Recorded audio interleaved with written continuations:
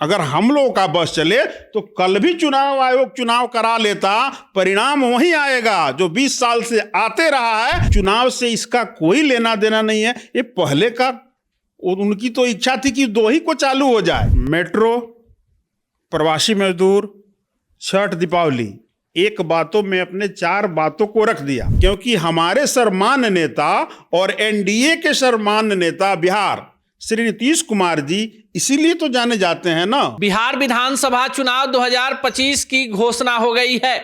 2 चरणों में बिहार में चुनाव होना है और चुनाव की घोषणा होते ही आज हमारे स्टूडियो में खास मेहमान हैं जनता दल यूनाइटेड के प्रदेश सचिव साकेत कुमार सिंह। साकेत कुमार सिंह से जानेंगे कि चुनाव की जो घोषणा हुई है उसको लेकर जदयू क्या सोचती है, क्या सोचती है। हमारे दल की जहां तक बात कर रहे हैं तो पूरे एनडीए बिहार चुनाव आयोग के इस निर्णय का वेलकम कर रही है, स्वागत कर रही है। हम लोग चुनाव आयोग के इस फैसले से और निर्णय से अति प्रसन्न हैं।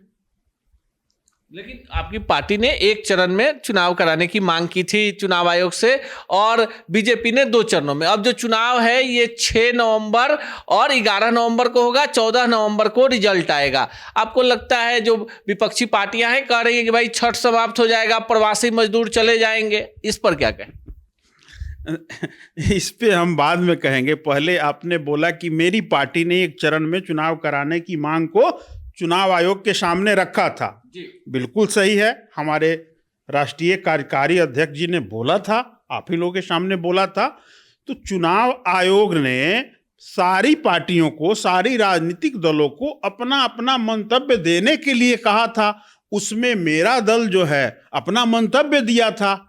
लेकिन हमने क्या बोला कि चुनाव आयोग ने आज जिस चीज की घोषणा की, सारे चीजों को तथ्यवार करके इतना सुंदर, इतना सरल और इतना सही ढंग से हम ये दावे के साथ कह सकते हैं कि इतना सिस्टमैटिक तरीके से आज तक नहीं हुआ था। और 2 चरण में चुनाव कराने का जो निर्णय चुनाव आयोग ने लिया है, हम सारे एनडीए के लोग उसका स्वागत कर रहे हैं और हम लोग तो अपने काम में लगे हुए हैं।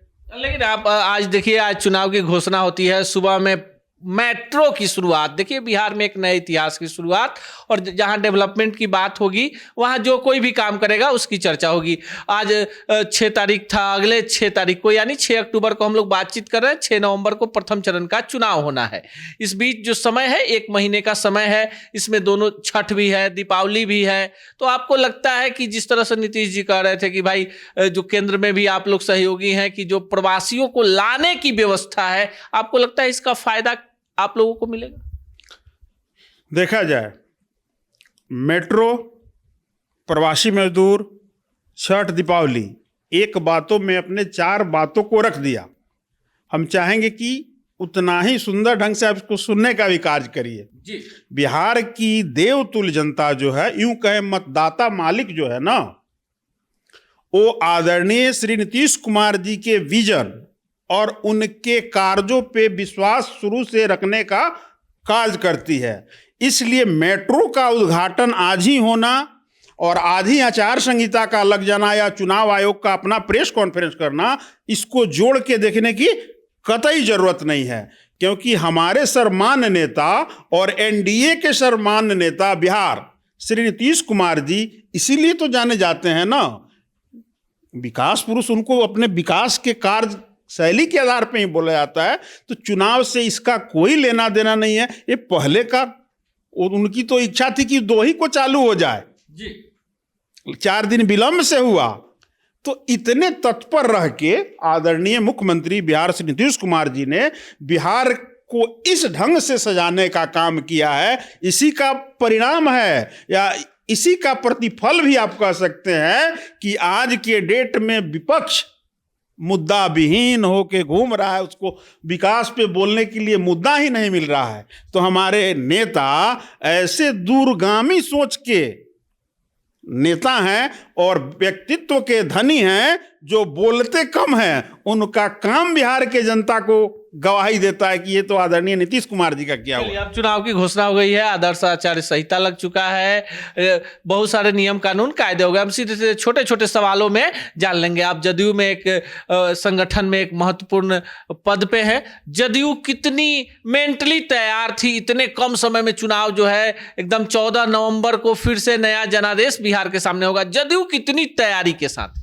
देखिए, सरकार में हम लोग हैं, जहां तक पार्टिकुलर पार्टी की बात कह रहे हैं ना, तो हमारी तैयारी तो 12 महीना 30 दिन रहती ही है, क्योंकि नेता का विकास, नेता द्वारा किए गए प्रति परिवार के विकास, हम विकास की कथा नहीं बोलेंगे क्योंकि लंबा हो जाएगा हम लोग का इंटरव्यू, लेकिन इतना ही आप समझ लीजिए कि विकास के आधार पे हम लोग जनता से बिल्कुल प्रतिदिन कनेक्ट रहने का काम करते हैं। तो हमारे तरफ से तो कल हो जाता चुनाव, अगर हम लोगों का बस चले तो कल भी चुनाव आयोग चुनाव करा लेता, परिणाम वही आएगा जो 20 साल से आते रहा है। बल्कि इसमें एक चीज मैं और ऐड करना चाहूंगा कि हमारे नेता ने जिस ढंग से बिहार के हर परिवार, अब हम लोग गांव टोला की बात नहीं करते हैं, क्षेत्र की बात नहीं करते हैं, प्रति परिवार की बात करते हैं, प्रति परिवार को जो विकास के माध्यम से जोड़ने का काम किया है, लाभ देने का काम किया है, तो हमारी तैयारी तो हमेशा रहती है 24 घंटा।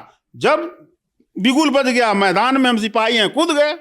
चलिए, बिगुल बज गया, साकेत सिंह ने कह दिया कि हम सिर्फ चुनावों के वक्त तैयारी करते नहीं, डेवलपमेंट की बात करते हैं। और जो कहानी विगत 20 वर्षों से बिहार की जनता अपने बहुमूल्य वोट से तय कर रही है, जनादेश 2025 भी उससे इतर नहीं होगा। बाकी चुनावों की घोषणा हो गई है। जदयू के नेता और बिहार में 10वीं बार मुख्यमंत्री का पद संभालने की ओर अग्रसर नीतीश कुमार इस बार भी एनडीए का चेहरा है। जदयू ने कई सारे ऐसे बिंदुओं को इस बार चुनाव से पहले ही कील कांटों को दुरुस्त कर लिया जो बिहार की जनता की लंबित मांग थी। बाकी चुनाव है, चुनाव 2 चरणों में होने हैं। प्रथम चरण में 121 और दूसरे चरण में 122 सीटों पर चुनाव है। चलते चलते साकेत सिंह जी, आपको लगता है कि नीतीश कुमार जो है बड़ी न्यायप्रिय व्यक्ति हैं, बिहार में शांतिपूर्ण चुनाव का कितना आशा रखते हैं? ये तो इतिहास गवाह, बहुत सारी चीजें जो होती है या बहुत सारी बातें जो होती है ना, उसको इतिहास से जोड़ के देखना चाहिए। इतिहास से जब आप इसको जोड़ोगे तो स्वतः आपके प्रश्नों का उत्तर इतिहास ही आपको देगा कि 2005 के पहले का बिहार और जब से हमारे नेता आदरणीय नीतीश कुमार जी को बिहार की देवतुल्य जनता ने अपना आशीर्वाद स्वरूप बिहार की बागडोर देने का काम की, बिहार में बदलाव तो उसी दिन हो गया था। बिहार भयमुक्त, न्याय का शासन, न्याय के साथ विकास, और क्या चाहिए?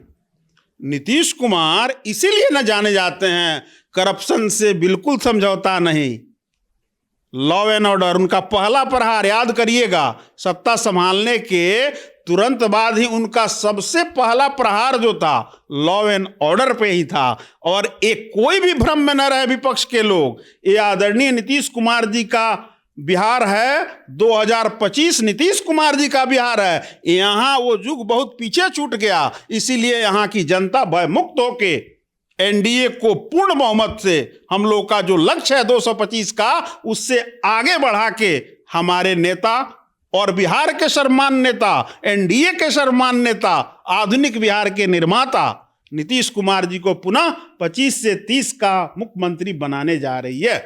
चलिए, जनादेश किसका, ये तो 14 नवंबर को पता चलेगा, पर चुनावों की घोषणा के साथ ही एक राजनीतिक उत्सव की शुरुआत हो गई है। और लोकतंत्र के इस महापर्व में हम भी आपसे अपील करते हैं कि आप अपने मतदान का, यानी आप अपने वोट की ताकत का इस्तेमाल जरूर कीजिए।